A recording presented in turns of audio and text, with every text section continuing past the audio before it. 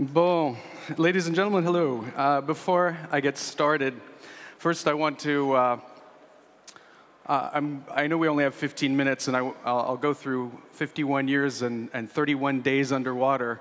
But I'd like to say thank you to the founders, Steffi and Herbert, for making this amazing 10th year DLD just such a phenomenal platform and inviting all of us to be part of it. Of course, Antonia, I don't know where you are, but you escorted me very nicely along with Alex and the crew for making this possible. And a special thank you, and this is not, I'm not getting paid by them, but a special thank you to Lufthansa, who went out of their way to make it possible for me to be here today when I was at Sundance just a few hours ago. So here we are. Where's my slide? There we are. Mission 31, deeper, longer, further. For those of you who haven't heard of Mission 31, it is not a X-rated porn movie that's coming out. It's actually a crazy idea that I've had because of some of the history of underwater diving and my love for technology and storytelling. Are we there? Yes, we are there. Look at that.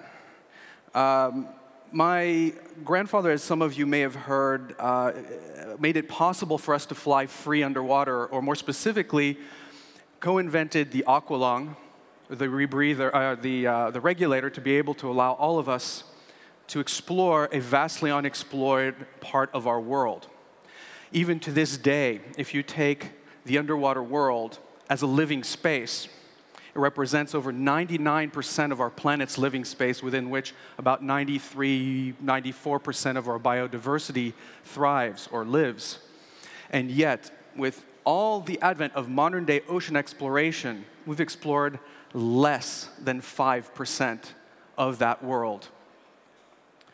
It allows us to imagine all the other possibilities in terms of medicines and, of course, discoveries that are left to uncover for us and future generations.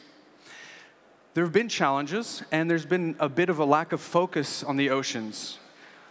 My grandfather was able to reach hundreds of millions of people for over 50 years, but he did so in a very linear way, in a one-directional way, because at that time, he was only able to tell his stories through film and television and occasional media presence.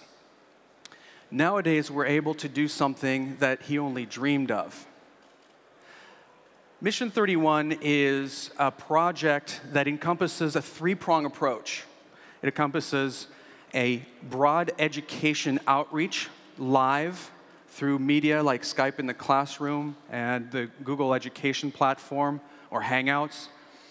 It encompasses a very serious scientific element to start collecting data with new technologies, AUVs, ROVs, and such, and of course human beings, so that we have a better pulse on what's happening with topics such as climate change from below the surface, which is where a lot of the problems stem from, and of course the storytelling element. So we're bringing all the most innovative possibilities from low-tech, or should I say low-tech, simple cameras such as GoPros all the way up to 5K 3D technology that's just on the forefront, to be able to tell the stories on the multiple platforms from social media live all the way up to a feature film. Oh, the clear didn't work on that one. So with that, 3D communications is going to be based out of the only undersea marine laboratory in the world. In history, there have only been 12, the first 3 of which were Conshelf 1, Conshelf 2, Conshelf 3. Conshelf 1 was built in 1961 by my grandfather, another invention, because he believed that people would overcrowd land-based space and naturally congregate and live and explore underwater. Conshelf 2, which Mission 31 is based off of, was set in the Red Sea, where my grandfather spent 30 days with his crew exploring the local oceans and, of course, bringing back scientific data and research to be shared. And the result was a feature film called The World Without Sun, which happened to be an Oscar winner as well as a Palme d'Or winner, 1965, I believe.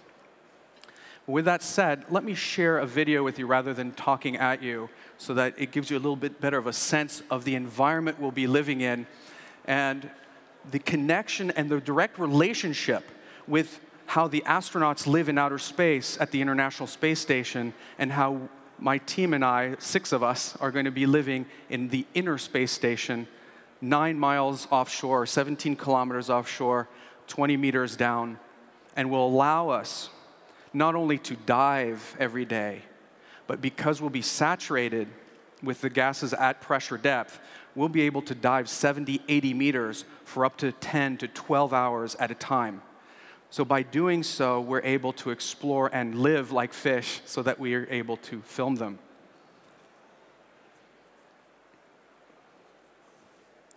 Do you think New York City has small apartments, high rents, and strange nightlife?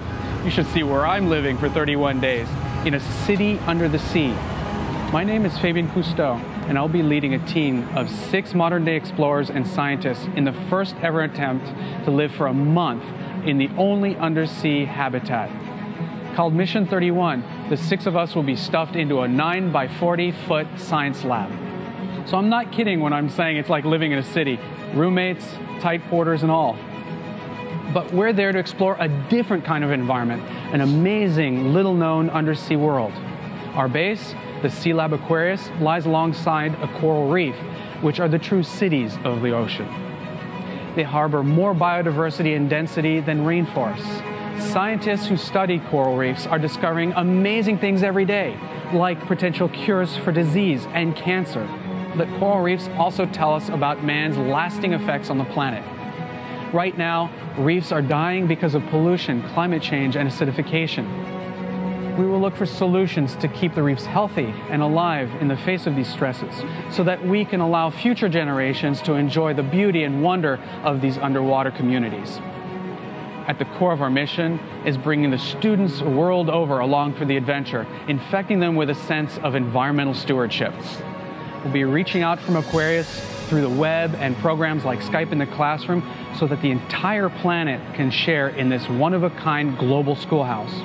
In real time, myself and our aquanauts will be sharing our discoveries, technologies, and the wonders of the marine environment while we're exploring it.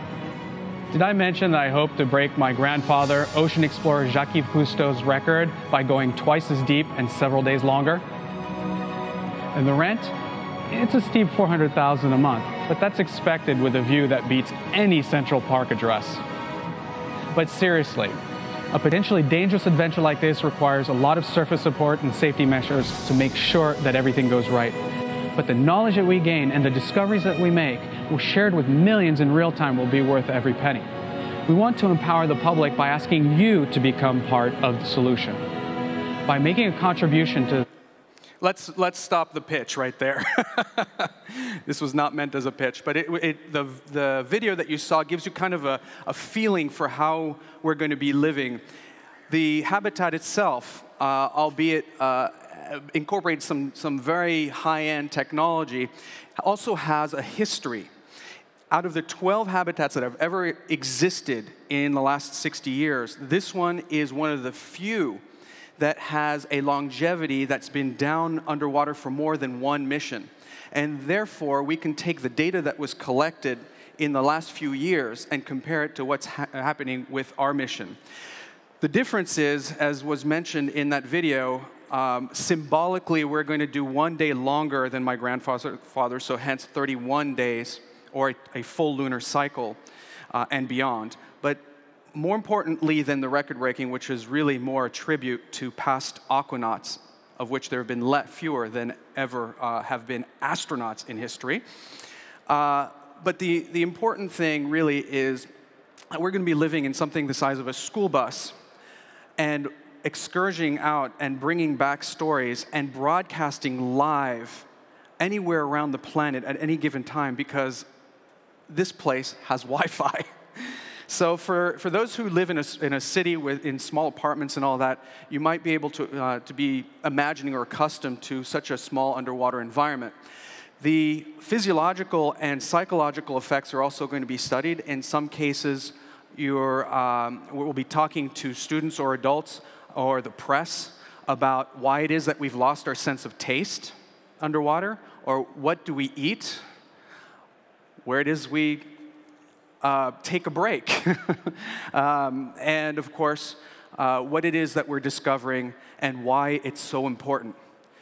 Aside from social media, the oceans connect us all. Those are the only two things on the planet that connects each and every one of us.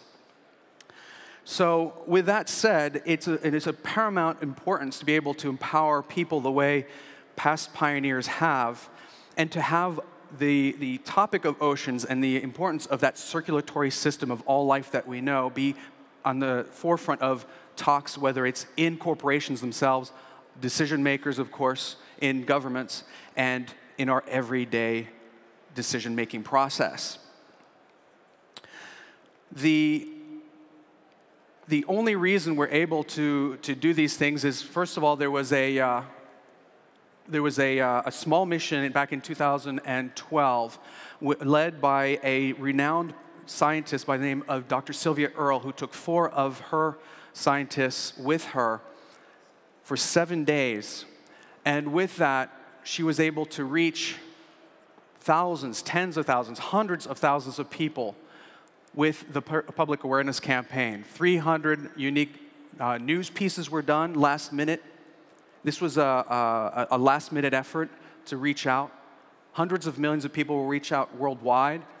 250,000 viewers in just 3 days of live casts. And of course, 170,000 unique video views in 1 week, and now I think it's well over several million. And of course, a catalyzed interest by the US government and other governments around the world in renewed ocean exploration for various reasons, not just for environmental sake. I have to push this thing hard. So the press coverage, we've been really blessed.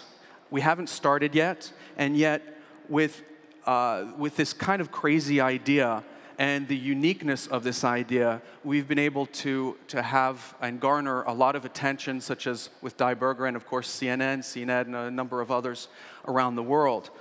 I anticipate this being a fairly high-profile mission because of past experiences and hopefully the message that we'll be able to broadcast from down below. We've been especially blessed by getting the cover of the philanthropy issue of Town & Country this last year. They were so interested. It's a kind of an unusual marriage, but it was so interested that they're now one of our sponsors. So supporters, none of this could be possible, of course, without support in various ways and participation in various ways from all sorts of different mediums. Here are some of our friends and family, so to speak. People like Kirby Morgan giving us some of the highest tech full face masks so that we can communicate half a mile away or a kilometer away from the habitat and do a live interview to press or to talk to a boardroom or whatever we'd like. Of course, some of the tech companies you know, and I won't mention everybody on here, but certainly Nokia is a big sponsor of ours, as well as many of the others. Doxa Watches has a history with our family. They do for Swiss watch company that's phenomenal watches, which I'm wearing here. But all these things are very important elements, whether they're supporting us on the technological front, the education front, or of course the storytelling front. So with that said, I'm going to wrap it up because I know we're running fairly short on time. But we'll be able to engage, hopefully, billions of people for more than 31 days. We are starting training 2 weeks prior to the mission. Mission 31 starts in April and goes through May of this year. And the evergreen assets that will be coming out of this, both online and hopefully in the theaters in the future, as well as the education packets that are internationally certified to be used in schools, will hopefully be able to open up this discovery and the ocean world for generations to come. If you have any questions or would like to follow us or reach out to us, here are some of the links. Of course, Twitter, Facebook, the website, which will be up in 1 week. There's a splash page on there now. And of course, if you want to reach out to us personally, info@mission-31.com. As I said, this is the first time that this kind of expedition has ever had a truly interactive aspect and hopefully a very long-term solution to our circulatory system of life. Social media connects most of us, but the oceans connect us all. Thank you all very much.